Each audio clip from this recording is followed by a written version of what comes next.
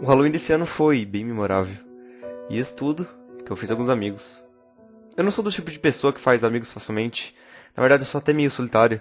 Nunca estive muito com pessoas da minha idade. Eu fui educado em casa pela minha tia até os 16 anos. E ela morreu cerca de 2 anos atrás.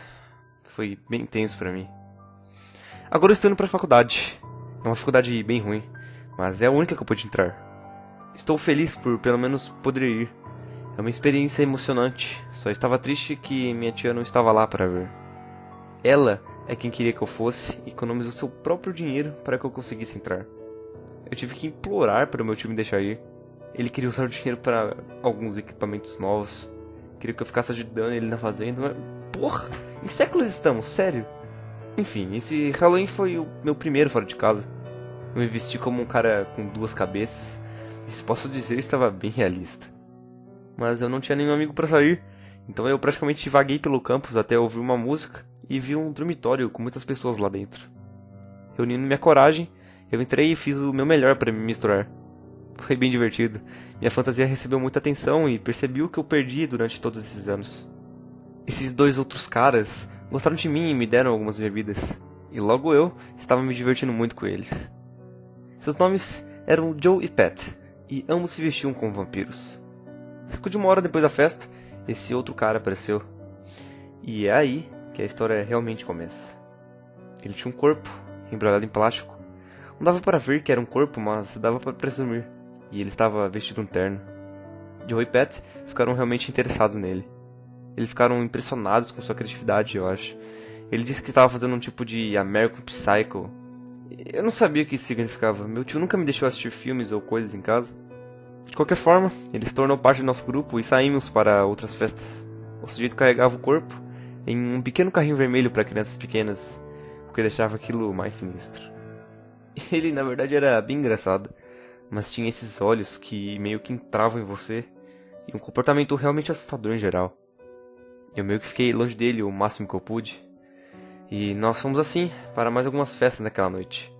Eu nunca bebi antes, mas meu tio não estava lá para me pedir dessa vez. Foi bom fazer o que eu queria pela primeira vez. Ele bebeu o suficiente em casa para nós dois. Na terceira festa, Joe e Pat começaram a suspeitar. De acordo com eles, o cara com o corpo estava agindo de uma forma estranha. Ele não deixava, mesmo para ir ao banheiro. Ele estava extremamente defensivo sobre isso. Foi quando eles começaram a conversar com o outro, se aquilo era na verdade um corpo real.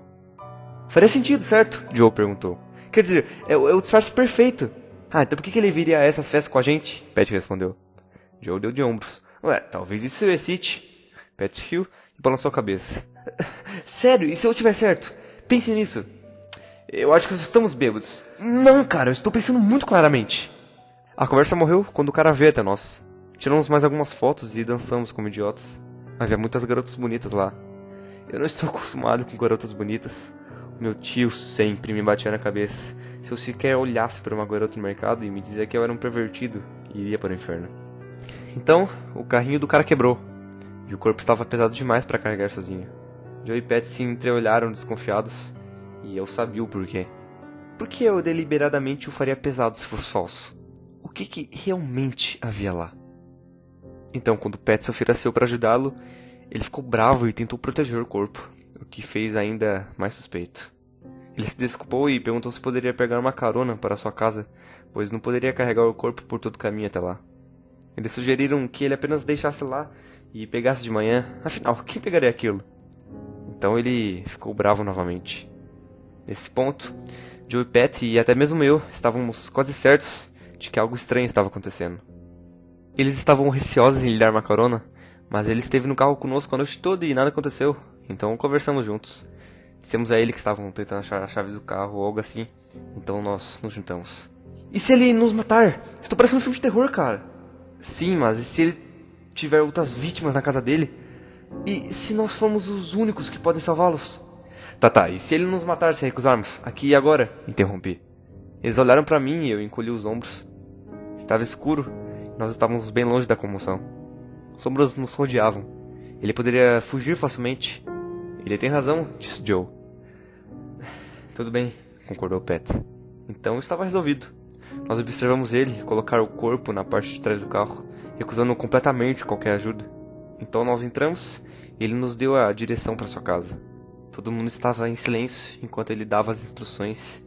Foi bem tenso. Certo, chegamos. Obrigado, rapazes, disse ele enquanto saía do carro. Então ele se virou. Ah, espere. Eu tenho algo para dar a vocês. Peraí, eu já volto. Então ele correu e desapareceu dentro de casa. Nós ficamos nos olhando, completamente sem saber o que fazer. O que ele vai nos dar? Merda, e se ele voltar com uma motosserra?